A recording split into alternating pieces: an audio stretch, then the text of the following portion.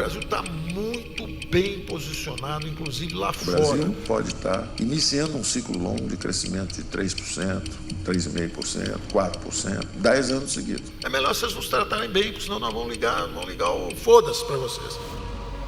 Eu tô numa missão. Recentemente eu vi um vídeo do Paulo Guedes no evento da Expert XP dizendo o seguinte: vocês violaram o teto? A resposta, sim, nós violamos o teto. Tá, eu já te mostro o resto desse vídeo, mas um dos motivos pelos quais o Bolsonaro foi eleito foi justamente os grandes argumentos contra o crescimento da máquina pública que o PT vinha promovendo. Pare de tentar privatizar as nossas empresas públicas. Enquanto o PT esteve no poder, o número de funcionários públicos aumentou de 6.900 milhões para 9.800 milhões. O número de ministérios aumentou de 27 para 39, os gastos públicos aumentaram de 670 bilhões de reais para mais de 2,2 trilhões e a relação entre receitas e despesas saiu de um superávit primário de 38 bilhões de reais em 2002 para um déficit de 111 bilhões em 2015. Como a gente analisou no vídeo A Economia de Jair Bolsonaro, nesses últimos 4 anos de governo, houve uma redução da máquina pública com as privatizações e com a redução dos números de ministérios. Parecem medidas liberais, mas furar o teto de gastos, isso não é uma medida populista? Nesse vídeo, a gente vai responder isso e analisar a situação fiscal do Brasil e saber: Paulo Guedes é populista?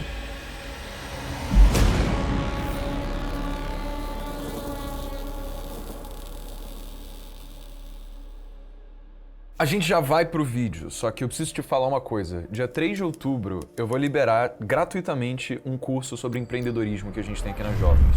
É o nosso curso principal, se chama Seu Primeiro Negócio. E a única coisa que você precisa fazer para conseguir ter acesso gratuitamente por um mês para esse curso é aqui embaixo na descrição e se inscrever. Porque dia 3 de outubro você vai receber um e-mail com o seu acesso liberando todo o material que a gente tem lá. Então, você só precisa ir aqui embaixo agora, se inscrever e garantir que dia 3 de outubro você vai poder ter o passo a passo para como começar o seu negócio do zero. Beleza? Então, simbora pro vídeo.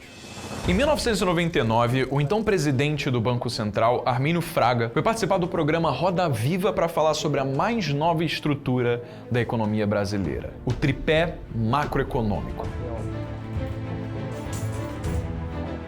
O tripé macroeconômico é composto pelo câmbio flutuante, a meta da inflação e a meta fiscal. E esses 3 pés garantem a saúde da economia brasileira. Ou seja, eles precisam estar em equilíbrio, porque se um desses pés quebra, toda a economia é levada junto. Eu fiz um vídeo explicando o tripé em detalhes, caso você queira saber mais a fundo sobre o câmbio flutuante e a meta da inflação. Mas, por hora, o que nos interessa aqui é aquele terceiro pé, a meta fiscal. A meta fiscal é um conjunto de 2 documentos criados pelo governo federal chamados de LDO, Lei de Diretrizes Orçamentárias, e LOA, Lei Orçamentária Anual. Depois de ser definida pelo Poder Executivo do governo federal, a LDO e a LOA são alteradas e então aprovadas no Congresso pelos parlamentares. Na prática, a LDO é um documento que discrimina os focos de investimento do governo para os próximos 2 anos. E a LOA é o orçamento da União propriamente dito, ou seja, é um documento onde estão previstos todos os recebimentos de arrecadação do governo e todo o planejamento de gastos que o governo tem para esses próximos 2 anos. Então, a meta fiscal é uma fronteira definida na forma desses 2 documentos. A LDO e a LOA definem os limites do que pode ou não pode ser gasto pelo governo em cada ano. E, se alguém desrespeitar esses limites... A ex-presidenta Dilma Rousseff foi impeachmentada por ter desrespeitado o orçamento da União, gastando mais do que o previsto na LOA. E, com isso, cometendo então o crime de responsabilidade fiscal. O vice-presidente, que veio então assumir a presidência, Michel Temer, logo após assumir a posse com a saída da Dilma, então passou uma PEC para que, pelos próximos 20 anos, ninguém precisasse sofrer nas mãos de um governante incapaz de administrar bem o dinheiro da União. A emenda constitucional do teto de gastos. O teto de gastos prevê limites nos gastos do governo para que haja sustentabilidade nas contas públicas. Então, você pode imaginar que furar o teto de gastos passou a ser visto como algo completamente inconcebível para a população. E Paulo Guedes furou o teto de gastos. O teto é para impedir o crescimento do governo, porque nós somos liberais, nós queremos reduzir o peso do governo. Aí chega uma doença, eu tenho que transferir dinheiro para as pessoas. Eu estou fazendo o governo crescer? Não. Eu estou dando um auxílio para os mais frágeis, enquanto a doença está aí, ou enquanto a guerra da Ucrânia está aí. Existe muito barulho aqui. Os fatos são: Paulo Guedes não só furou o teto de gastos, como ele também teve por trás da aprovação de duas medidas que modificavam o teto de gastos: a PEC dos precatórios em 2021 e a PEC dos auxílios em 2022. Essas duas medidas aumentaram o espaço para novas despesas para a gestão do presidente Jair Bolsonaro logo nas vésperas das eleições. Como essas duas medidas têm como principal objetivo transferir dinheiro do governo para a população mais pobre, que, por ser a maior parte da população, também acaba sendo a população que elege, Bolsonaro e Paulo Guedes foram extremamente criticados. Por isso, chamados de irresponsáveis e também de populistas. Mas aí Paulo Guedes disse o seguinte: Populismo fiscal. Chegou no fim do ano, o primeiro superávit desde 2013. Cadê o populismo fiscal? Beleza, tem muito pra gente falar aqui, mas para garantir que a gente vai ficar na mesma página sobre o que é déficit e superávit, a gente precisa entender como que o governo arrecada dinheiro. Como o governo arrecada dinheiro? Você tem essa resposta na ponta da língua. Tributos. O governo arrecada dinheiro tributando faturamento ou lucro de empresas, a renda dos empregados e o consumidor quando ele vai realizar uma compra. Mas o governo também pode arrecadar de outras formas. O governo pode receber dividendos de empresas que ele tem participação, como as estatais ou as empresas de capital misto, e o governo pode fazer privatizações, ganhando então dinheiro com a venda de estatais ou pela venda de imóveis da União. Ou seja, o governo tem várias formas para ganhar dinheiro. E quando um governo arrecada mais do que ele gasta no ano, ele tem o que a gente chama de superávit primário. Um superávit primário acontece quando o resultado final entre tudo que entra e tudo que sai das contas públicas é positivo. Isso excluindo os juros das dívidas. O governo arrecada dinheiro por meio de tributos, dividendos e privatizações, certo? Mas ele também gasta dinheiro para sustentar a própria máquina pública, ele gasta dinheiro com previdência social, com saúde, educação, infraestrutura e por aí vai. É justamente esse dinheiro que sobra depois do governo pagar todas as suas contas que ele usa para pagar os juros mensais da dívida pública. Ao pagar os juros da dívida pública com os seus próprios recursos, a dívida não cresce. Ela basicamente se mantém estável. Mas, se mesmo depois de pagar os juros ainda sobrou dinheiro, quer dizer que o governo atingiu o chamado de superávit nominal. E é justamente quando acontece o superávit nominal, ou seja, quando sobrou dinheiro mesmo depois de o dinheiro ter sido usado para pagar os juros das dívidas públicas, esse dinheiro restante pode ser usado para abater o montante total da dívida pública, de forma que o montante da dívida diminua. É como se você tivesse financiado um carro de 100 mil reais a uma parcela de 3 mil reais por mês, mas no mês específico sobrou uma grana para você e você decidiu, ao invés de pagar 3 mil que você está acostumado, paga 5 mil reais. Esses 2 mil reais a mais que você pagou, eles vão ser usados para abater o montante do financiamento e reduzir o prazo que você vai pagar a sua dívida. Então, abater o montante da dívida pública é um sinal para o mercado de boa gestão dos recursos públicos que o governo está fazendo. Mas, quando o governo não controla tão bem os seus gastos e ele acaba gastando mais do que o que ele arrecada, o governo tem o que a gente chama de déficit. O principal problema do aumento do déficit é que o governo tem que tampar o buraco de alguma forma. Nesse caso, existem algumas coisas que o governo pode fazer para se capitalizar. Primeiro, aumento da tributação. Aumentar os impostos é normalmente a primeira medida a ser cogitada para aumentar a arrecadação pública. Mas impostos demais tornam a sociedade improdutiva, porque dinheiro enviado para o governo é dinheiro que a população deixa de usar para movimentar o consumo e gerar emprego. Mais tributos pressionam empresas a elevarem os preços dos seus produtos, para que essas empresas possam manter as suas margens. Só que preços mais altos para a sociedade reduzem a qualidade de vida da população, justamente porque isso leva ao encarecimento de produtos básicos para a sobrevivência. E o aumento de tributos também aumenta o desemprego, já que empresas que acabam vendendo menos com a redução do poder de consumo da população ficam inaptas a continuar gastando tanto com a sua folha de funcionários e precisam mandar a gente embora. Aumentar tributos foi a principal estratégia do PT durante os governos Lula e Dilma. A questão aqui é que aumentar os impostos é uma desculpa fácil para não precisar fazer o mais difícil, como uma gestão eficiente dos recursos públicos, cortando gastos para que sobre dinheiro. Então, isso leva a gente para a segunda coisa que o governo pode fazer: redução de gastos. A redução de gastos públicos é associada ao aumento da eficiência do governo, já que, ao reduzir gastos, o governo não precisa aumentar tributos, trazendo todas as consequências negativas para a sociedade que aumentar tributos causa.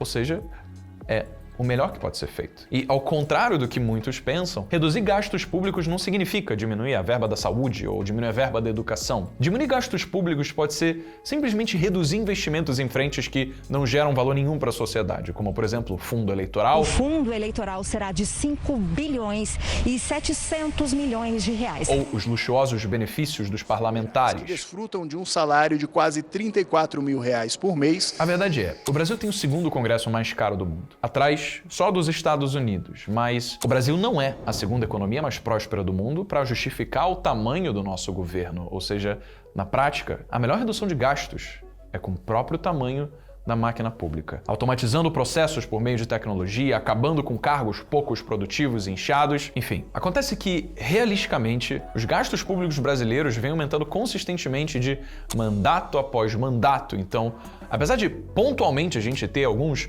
suspiros de esperança, até hoje a história nos mostra que cortar gastos públicos é simplesmente o mais improvável de acontecer. E isso leva a gente para a terceira forma de tampar o déficit, que é impressão de dinheiro. A criação de dinheiro novo e a sua injeção na economia reduz o poder de compra da população no geral, como eu mostro no vídeo Como Funciona a Economia. E a gente já fez isso. Pagar a dívida por meio da impressão de dinheiro novo foi exatamente o que o regime militar fez. A consequência, 2 décadas brasileiras de hiperinflação. 980 mil por 839 mil à vista. Conjunto modulado 3 estrelas, chenil 7 peças de 554 por 450 mil à vista. Afinal, imprimir dinheiro é aumentar a oferta monetária sem aumentar a produção de bens e serviços em um país. Por sorte, não é mais o governo que decide se a gente vai ou não imprimir dinheiro. O controle da Casa da Moeda é de responsabilidade do Banco Central, uma autarquia que desde 2021 é autônoma. Ou seja, desde que o Banco Central continue assim, autônomo, sem responder ao governo ou sofrer interferência dele, a gente, partindo do princípio de que tem pessoas competentes no Banco Central, não precisa se preocupar com a impressão de dinheiro para tampar buraco de déficit. Ainda bem. E isso leva a gente para a quarta forma, a contração de dívidas. A contração de dívidas é a forma mais fácil e mais feita para capitalizar o governo e aumentar o seu poder de gastos. Existem 2 formas do governo se endividar. O governo pode contrair dívidas em reais, com a própria população, por meio de programas de emissão de títulos públicos, como Tesouro Direto, ou pegar empréstimos de bancos privados, ou o governo pode contrair dívidas em moeda estrangeira pelo FMI ou pelo Banco Mundial. Ao emitir títulos públicos ou ao pedir dinheiro a bancos privados brasileiros e contrair dívidas em reais, o governo está aumentando o que a gente chama de sua dívida interna. Mas, ao contrair dívidas em dólar com organizações estrangeiras multilaterais como o FMI ou o Banco Mundial, então o governo está aumentando a sua dívida externa. E o somatório da dívida externa com a dívida interna é o que a gente chama de dívida pública. E nesses últimos 20 anos, a nossa dívida pública foi de 65% do PIB para 78% do PIB, com períodos de oscilação para cima e para baixo ao longo desse tempo. Isso significa que o governo tem contraído mais dívidas para aumentar o seu poder de gastos, mas tem outra coisa que o nosso governo faz. O nosso governo costuma pagar dívidas antigas, contraindo novas dívidas. E esse fenômeno tem um nome, ele se chama rolagem. Rolagem é como se você tivesse se endividado com o Bradesco e contraísse um empréstimo com o Itaú para pagar a dívida do Bradesco. Governos fazem isso o tempo todo no mundo inteiro. Só que o problema do governo não está em aumentar a dívida que ele tem em si, ou então em realizar o ato da rolagem. Porque a contração de dívida acontece principalmente com a promessa que o Brasil vai utilizar o dinheiro da dívida para crescer numa velocidade maior do que os juros dessa dívida. Ou seja, endividamento é perfeitamente justificado se esse endividamento garante uma maior produtividade na sociedade hoje e, portanto, uma maior arrecadação para o governo amanhã. O problema está na contração de dívida para tampar buraco de déficit. Porque quando a contração de dívida é utilizada para arcar com déficit, o governo está dizendo que ele não possui condições de ser superavitário com os recursos arrecadados por meio da simples tributação do PIB do seu próprio país. A consequência disso é que o governo começa a aumentar o seu endividamento numa velocidade maior que o crescimento do PIB, já que o seu PIB nunca consegue lhe prover com recursos suficientes para tapar esse buraco que ele tem de déficit. Isso no longo prazo, se torna insustentável. Por quê? Porque quando o endividamento sobre o PIB começa a crescer de forma alarmante, os credores, as organizações multilaterais, o FMI, Banco Mundial, então os bancos privados aqui no Brasil, até a população que compra títulos públicos, esses credores tendem a cobrar mais juros do governo e prazos menores ao emprestar dinheiro para ele, pelo risco do Brasil não conseguir pagar esse dinheiro depois e acabar dando calote nesses credores. E se os juros exigidos para o governo agora são maiores e os prazos são menores, o risco do governo não conseguir pagar as suas dívidas aumenta ainda mais. Por exemplo, uma dívida de 3 trilhões de dólares de um país com PIB de 10 trilhões de dólares tem uma dívida de 30% do PIB. Esse endividamento pode ser considerado menos arriscado que um país que tem uma dívida de 2 trilhões de dólares e um PIB de também 2 trilhões de dólares, ou seja, com uma dívida de 100% do PIB. Então, se esse ciclo de déficit ano após ano e aumento do endividamento sobre o PIB se mantém, eventualmente tanto os players estrangeiros como a própria população ficam receosos de continuarem emprestando dinheiro para o governo e uma hora eles simplesmente param de fazer isso. E aí, o que acontece é uma profecia autorrealizável. Sem confiança no mercado, o governo não tem dinheiro suficiente para praticar rolagem e arcar com as suas dívidas. Sem conseguir dinheiro emprestado para pagar a dívida, ele fica inadimplente. Mas, Breno, qual que é o limite que um governo pode se endividar até ele não conseguir mais se capitalizar por dívida interna, ou seja, por dívida externa? Olha, na teoria, não existe limite. O Brasil, mesmo tendo déficit, poderia aumentar suas dívidas infinitamente e fazendo rolagem atrás de rolagem enquanto ele estivesse tendo credores tranquilos com os juros e prazos de recebimento combinados, levando em consideração que esses credores estão recebendo o seu dinheiro de volta. Mas isso até o momento onde alguém diz não. Chega! Você está endividado demais. Sua economia não parece estar saudável como o esperado, então é muito arriscado te emprestar qualquer dinheiro em quaisquer prazos de pagamento ou juros que sejam. E faz sentido. Pensa comigo. Você emprestou dinheiro para um amigo. Esse amigo ele já te pediu dinheiro emprestado outras vezes e ele prometeu que ele vai te pagar. Ele sempre cumpriu o que ele prometeu, mas a forma como ele te paga é pegando dinheiro emprestado de outras pessoas.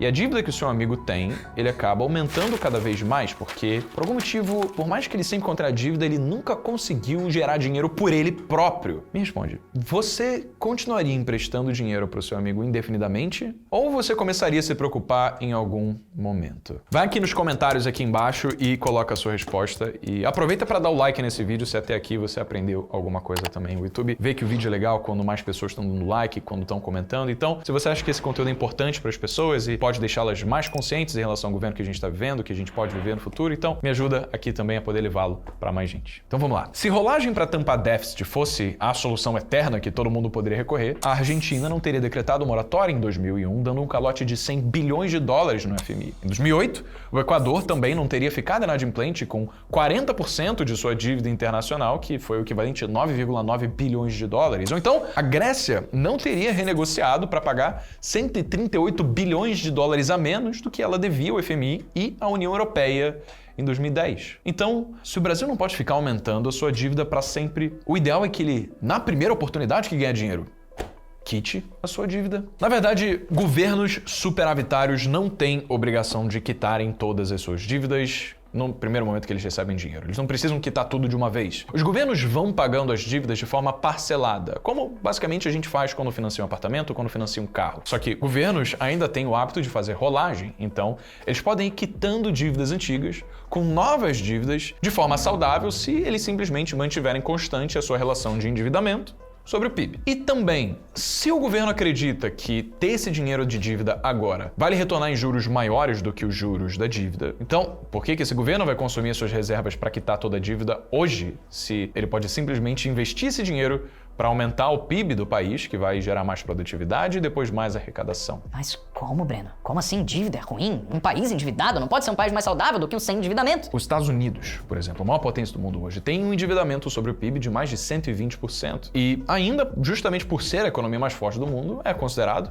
aos olhos do mundo, um bom pagador. O Japão é um país com IDH de 0,88 e ele tem um endividamento sobre o PIB de 229%. A verdade é que dívida ruim é a dívida que não pode ser paga, independentemente do quão endividado seja um país, porque a contração de dívidas, na verdade, pode ser, em sua essência, um excelente propulsor de crescimento econômico e geração de riqueza para a sociedade. Isso independentemente de quem está se endividando é uma pessoa, ou uma empresa, ou um governo. Crédito, inclusive, foi uma das principais ferramentas para a geração de riqueza que já existiu na história. Quer ver? Imagina que o seu Samuel, ele funda um banco em São Paulo. Roberto, um empreiteiro da cidade, ele finaliza a sua primeira obra e, com isso, recebe o seu primeiro pagamento de R$1 milhão. Roberto, então, esse empreiteiro, deposita esse dinheiro no banco de seu Samuel, o que faz com que o banco, agora, tenha R$1 milhão em capital. Enquanto isso, a dona Dulce, uma chefe de cozinha experiente, mas que, por outro lado, não tem dinheiro, encontra uma oportunidade de negócio e decide que vai montar um restaurante no seu bairro em São Paulo. Então, dona Dulce vai até o banco do seu Samuel, apresenta o plano de negócios e consegue convencê-lo de que o seu restaurante é um investimento promissor. Seu Samuel concorda e concede, então, um empréstimo de R$1 milhão para dona Dulce. Por coincidência do acaso, dona Dulce acaba contratando Roberto, um empreiteiro, para justamente ser quem vai equipar e construir o seu restaurante. E o preço que Roberto cobra é de R$1 milhão pelo projeto. E aí, quando dona Dulce paga Roberto pega esse milhão mais uma vez e deposita na sua conta lá do banco do seu Samuel. E aí, quando Roberto deposita mais esse milhão, quanto de dinheiro Roberto parece ter na sua conta? 2 milhões, né? Mas quanto de dinheiro há dentro do banco de fato? Exato. 1 milhão. Somente. Mas não acabou. Como acontece de vez em quando, Roberto informa a dona Dulce que terão alguns gastos inesperados com a construção do restaurante e que o valor total da obra, na verdade, vai ser de R$2 milhões, e não só um. Então, dona Dulce volta ao banco do seu Samuel e pega outro empréstimo no valor de R$1 milhão. Dona Dulce, então, agora capitalizada com R$1 milhão, transfere esse dinheiro para a conta de Roberto no banco do seu Samuel, que agora parece mostrar que Roberto tem R$3 milhões. Novamente eu pergunto, quanto dinheiro tem no banco de verdade? R$1 milhão. Aquele mesmo milhão que Roberto tinha colocado lá no início. Esse ciclo ele pode se repetir várias e várias vezes. Ou seja, se todos os correntistas do Itaú, por exemplo, decidirem tirar o seu dinheiro ao mesmo tempo, o Itaú vai quebrar, porque o dinheiro que todo mundo tem somado não equivale, de fato, ao dinheiro que o banco tem guardado. Somado, existe muito mais dinheiro do que o que, de fato, é depositado no banco. Mas vamos voltar ao exemplo. Depois de 2 anos, dona Dulce realizou seu sonho, ela tem um restaurante que está bombando e ela consistentemente gera R$3 milhões por ano por esse empreendimento. Ela conseguiu expandir para outras 5 localizações, emprega mais de 100 pessoas na sua rede e, além disso, ela conseguiu pagar os 2 milhões que pegou emprestado do banco do seu Samuel, mais os juros que ele cobrou. Agora, o seu Samuel tem dinheiro suficiente na sua conta para que, caso Roberto queira sacar toda a sua quantia de dinheiro, ele possa. Isso significa que, agora, o banco vai ter ainda mais dinheiro para conseguir emprestar para ainda mais pessoas e movimentar ainda mais a economia. Assim, gerando riqueza. Riqueza, oportunidade, emprego e liquidez foram criados para todos simplesmente pela crença de que o futuro seria melhor do que o presente. Ou seja, o bolo cresceu para todo mundo. Entendeu? É por isso que se manter endividado, se manter com crédito, faz tanto sentido para um governo superavitário. O que não exclui o fato de que atingir um superávit nominal e acabar reduzindo o montante total da dívida é algo que é hoje e sempre vai ser bem visto no mundo. Um país que é capaz de ter um superávit nominal e diminuir o seu montante de dívida mostra que esse país é um bom gestor de recursos, o que facilita o seu governo a conseguir contrair dívidas com melhores condições, como juros mais baixos e prazos mais longos. Por isso, os melhores momentos para contrair dívidas e acelerar crescimento econômico é quando um país menos precisa. E Paulo Guedes disse que, pela primeira vez desde 2013, nós atingimos um superávit. E foi por nós termos atingido um superávit que ele estourou o teto de gastos. Se a gente analisar a relação de endividamento público sobre o PIB no governo Bolsonaro, ele de fato cresceu durante a pandemia, mas ele também cresceu para todos os países da América Latina que, de repente, foram encarados com a necessidade imprevista de ajudar os menos favorecidos. Agora, o que a gente está vendo é que esse endividamento sobre o PIB está caindo e ele continua apresentando uma tendência de queda. Isso, então, deve significar que quando Paulo Guedes diz que a gente atinge um superávit, isso deve, então, ser um superávit nominal, certo? Na verdade, não. De fato, o nosso governo teve um superávit primário de 119,9 bilhões de reais nos últimos 12 meses. Mas os custos que a gente teve com juros da dívida se somaram em mais de 500,5 bilhões de reais. Muito puxados pelos recentes aumentos consecutivos da taxa Selic, que levaram os juros da economia todos para cima. Ou seja, na verdade, o que a gente teve foi um déficit nominal de 380,6 bilhões de reais. E para pagar esse rombo, de novo, o governo tem que tirar dinheiro de algum lugar. E ele fez isso se endividando mais. Ou seja, a nossa dívida pública em valores nominais continua aumentando. Mas qual é o sentido disso? Como que o endividamento sobre o PIB parece estar caindo numa tendência se a nossa dívida, na verdade, está aumentando? A resposta para isso está no cálculo de endividamento sobre o PIB. Nesse cálculo existem duas variáveis: a dívida pública e o PIB. Para a relação da dívida pública sobre o PIB cair, mesmo apesar da dívida estar aumentando, significa que o PIB está simplesmente crescendo numa velocidade maior do que a dívida. E como a gente pode ver, o PIB de fato está crescendo. De acordo com o IBGE, ele avançou 1% só no primeiro trimestre de 2022, e isso é um bom cenário. A taxa de crescimento brasileira está maior do que os juros da dívida. Claro, não é o melhor cenário. O melhor cenário seria que o Brasil estivesse atingindo um superávit nominal, mas ainda assim o cenário de hoje é melhor do que um cenário em que o endividamento sobre o PIB não para de crescer. Ou seja, o racional do Paulo Guedes é que, lá atrás, quando o Temer criou o teto de gastos, esse teto de gastos veio numa realidade em que então, governante tinha gerado déficit após déficit após déficit, com os gastos desmedidos de inchaço na máquina pública, o que a pressionava a continuar contraindo dívidas atrás de dívidas com juros cada vez maiores do que o crescimento que o PIB de fato estava tendo. Por outro lado, de acordo com Paulo Guedes, agora a situação mudou. Agora o governo está com pelo menos um superávit primário.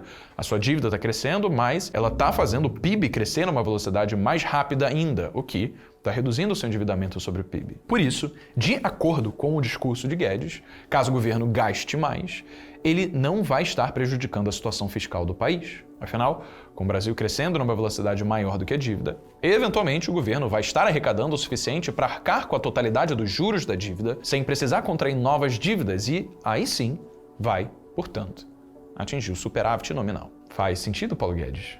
Mas o que resta da gente ver é se o PIB vai, de fato, continuar crescendo numa velocidade maior do que o aumento da dívida. O Brasil está condenado a crescer 10 anos seguidos. Vai crescer de qualquer jeito. Deixa a turma do mais falando. Irmão, eu particularmente, sinceramente, torço por isso. Mas também é preciso considerar que no mesmo papo em que o Paulo Guedes disse isso, ele também falou o seguinte: em vez de 180, que era o Bolsa Família antigo, dobramos. E estávamos nessa posição. Não tem nada de governo populista, um governo fazendo a coisa que tinha que fazer. Só que veio a guerra, os preços de alimentos continuaram subindo e a vulnerabilidade da população aumentou. Claro, é compreensível a necessidade de aumentar o auxílio em período de pandemia ou então em calamidades internacionais como a guerra da Rússia e Ucrânia, até que a situação se estabilize pelo menos. O Paulo Guedes mesmo falou: eu estou fazendo o governo crescer? Não. Eu estou dando um auxílio para os mais frágeis enquanto a doença está aí ou enquanto a guerra da Ucrânia está aí. Percebeu? Enquanto a doença está aí, ou enquanto a guerra da Ucrânia está aí. Isso foi uma medida provisória para você ajudar o país em momentos de calamidade, como você disse, Paulo Guedes. Então, maravilha. Mas Bolsonaro, disputando pela reeleição, falou no debate na Bandeirantes com os outros presidenciáveis que ele pretende manter os R$600 permanentes. No momento, o Auxílio Brasil é de R$600 e nós vamos manter esse valor a partir do ano que vem.